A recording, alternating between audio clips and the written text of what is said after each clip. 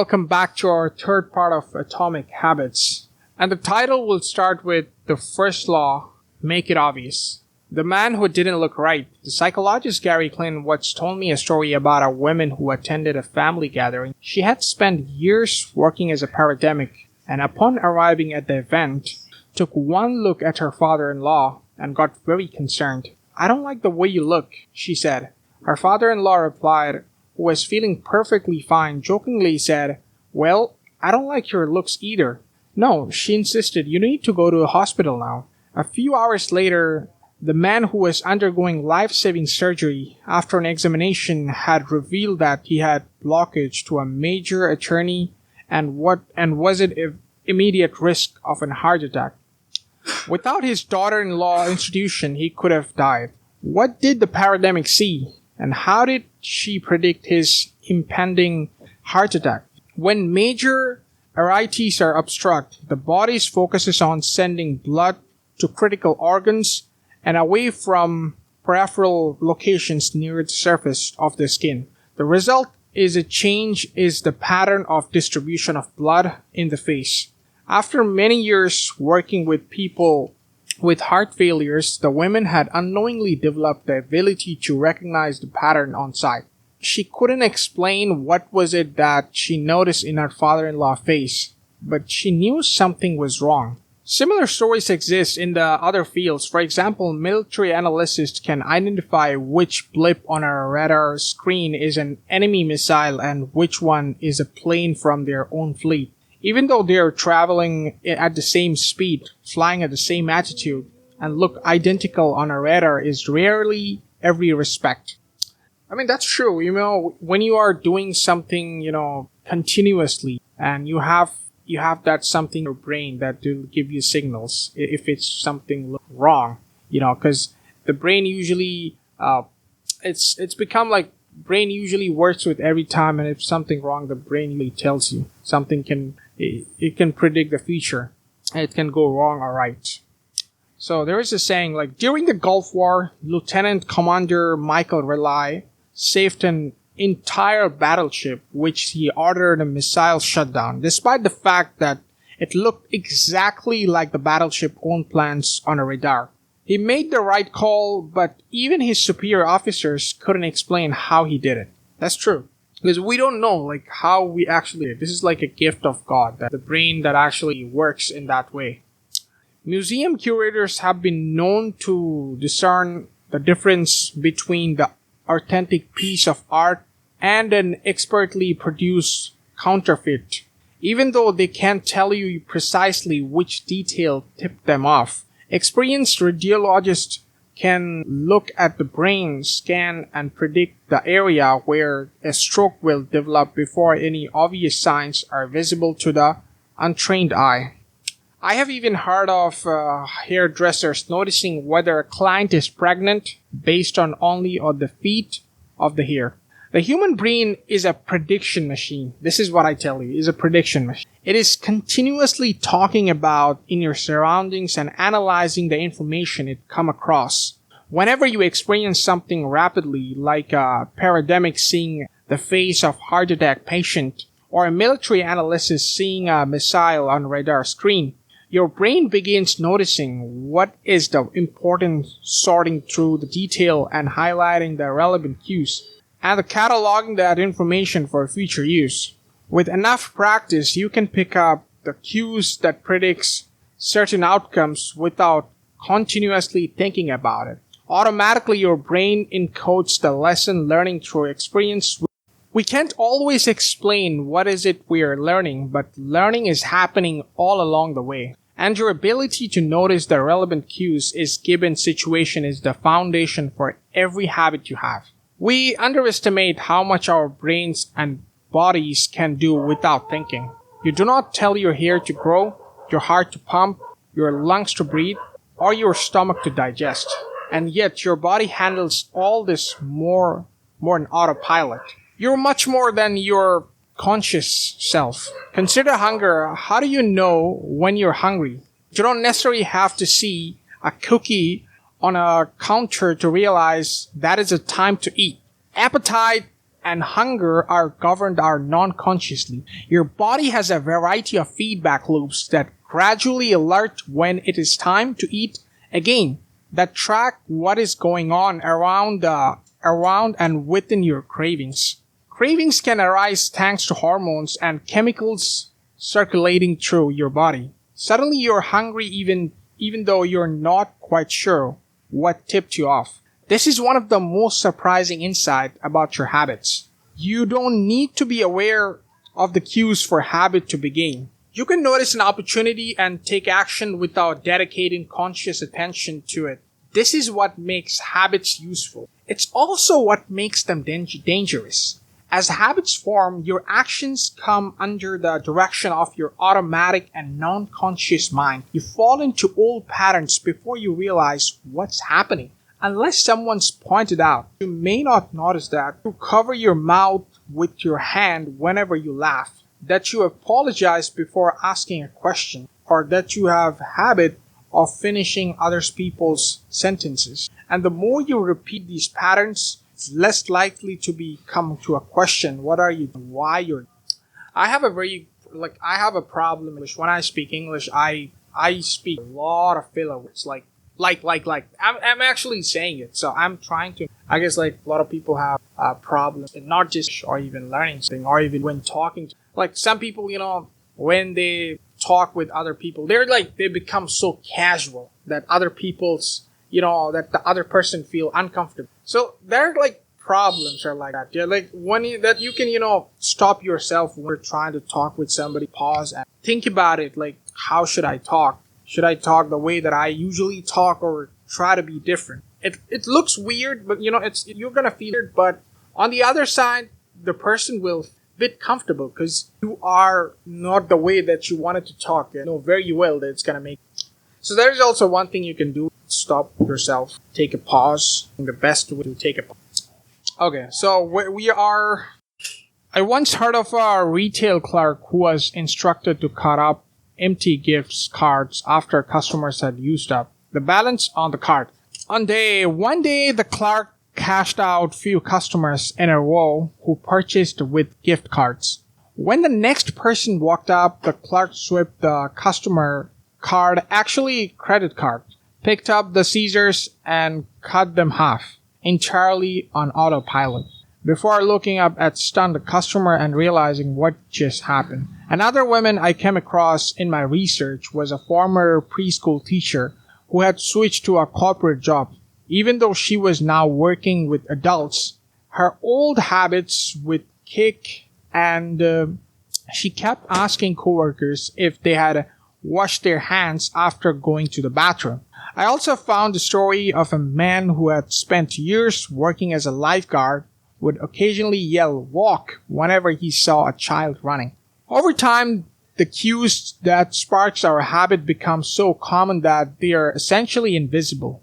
The treats on the kitchen counter, they're more controlled next to the couch. The phone in our pocket, our responses to these cues are so deeply encoded that it may feel like the urge to act comes from nowhere. For this reason, we must begin the process of behavior change with awareness before we can effectively build new habits. We need to get a handle of our current ones. This can be more challenging than it should because once a habit is firmly rooted in your life, it is mostly non-conscious and automatic. If a habit remains mindless, you cannot expect to improve it. As a psychologist Carl Jung said, until you make it the unconscious conscious, it will direct your life and you call it fate. The habit scoreboard. The Japanese railway system is regarded as one of the best in the world. If you ever find yourself riding in a train in Tokyo, you will notice that the conductors have a peculiar habit. As each operator runs the trains, they proceed through a ritual of pointing at different objects and calling out commands. When the train approaches a signal, the operator will point at it and say, "Signal is green." As the train pulls into and out of each station, the operator will point at the speed meter and call it out the exact speed. When it's time to leave, the operator will point at the timetable and state the time out on the platform. Other employees are performing similar actions. Before each train departs, staff members will point along the edge of the platform and declare all clear. Every detail is identified, pointed, and named aloud. The process known as the pointing and calling is a safety system designed to reduce mistakes. It seems silly, but it works incredibly well. Pointing and calling reduce errors by 85% and cuts accident by 30%. The MTA subway system in New York City adopted a modified version that is point only, and within 2 years of implementation indicates of incorrectly battered subway fell 57%. Pointing and calling is so effective because it raises the level of awareness from a non-conscious habit to a more conscious level. Because the train operators must use their eyes, hands, mouths, and ears, they are more likely to notice problems before something goes wrong. My wife does something similar. Whenever we are preparing walk out of the door for a trip, she verbally calls out most essential items in her packet list. I got my keys, I got my wallets, I got my glasses, I got my husband. The more automatic a behavior becomes, the less likely we are unconsciously think about it. And when we have done something 1,000 times before, we begin to overlook these things. We assume that the next time will be just like the last. We are so used to doing what we have always done that we didn't stop to question whether it's the right thing to do at all. Many of our failures in performances are largely attributable to lack of self-awareness.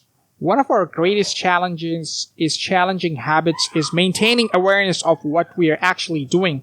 This helps explain why the consequences of bad habits can sneak up on us.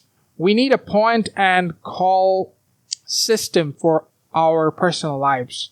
That's the origin of Habits Scorecard, which is simple exercise you can use become more aware of our behavior. To create your own, make a list of daily habits. Here is a simple where you list your might start. Okay, so that's actually a very interesting technique that I will share to you guys in the book. Here is a simple of where your list might start. Woke up, brush my teeth, turn off alarm, floss my teeth, check my phone, put on deodorant, go to bathroom, hang up towel or dry, wait myself, get dressed, take a shower, make a cup of coffee, and so on. Once you have full list, look at each behavior and ask yourself, is this a good habit, a bad habit, or a natural habit? If it's a good habit, write plus next to it. If it's a bad habit, write minus. If it's a natural habit, write equal. For example, the list above might look like this. Woke up, brush my teeth, woke up equal, brush my teeth plus, turn off alarm equal, floss my teeth plus, check my phone minus, put on deodorant plus, go to the bathroom equal, hang up towel to dry equal, wait myself plus, get dressed equal, take shower plus, make a cup of tea plus. The marks you give to a particular habits will depend on your situation and your goals. For someone who is trying to lose weight, eating bagel with peanut butter every morning might be a bad habit. For someone who is trying to bulk up and add muscle, the same might be a good habit. It all depends on what you're working towards. Scoring your habits can be a bit more complex for another reason as well. The labels good habit and bad habit are slightly inaccurate. They're only effective habits. That is effective at solving problems. All habits serve you in some way, even a bad one, which is why you repeat them. For this exercise, categorizing your habit by how they will benefit you in the long run. Generally speaking, good habits will have net positive outcomes. Bad habits have net negative outcomes. Smoking a cigarette may reduce stress right now. That's how it's serving you. But it's not healthy long-term behavior. If you are still having trouble determining how to rate particular habit, here is a question I like to use. Does this behavior help me become the type of person I wish to be? Does this habit cast a vote for or against my desired identity? Habits that reinforce your desired identity are usually good habits. That conflicts with your desired identity are usually bad. As you create your habits scorecard, there is no need to change anything at first. The goal is to simply notice which is actually going to observe your thoughts, actions without judgment or internal criticism. Don't blame yourself for your faults. Don't praise yourself for your success. If you eat chocolate bar morning, acknowledge it, almost as if you were watching someone else. Oh, how interesting that they would do such thing. If you binge eat, simply notice that you're eating more calories than you should.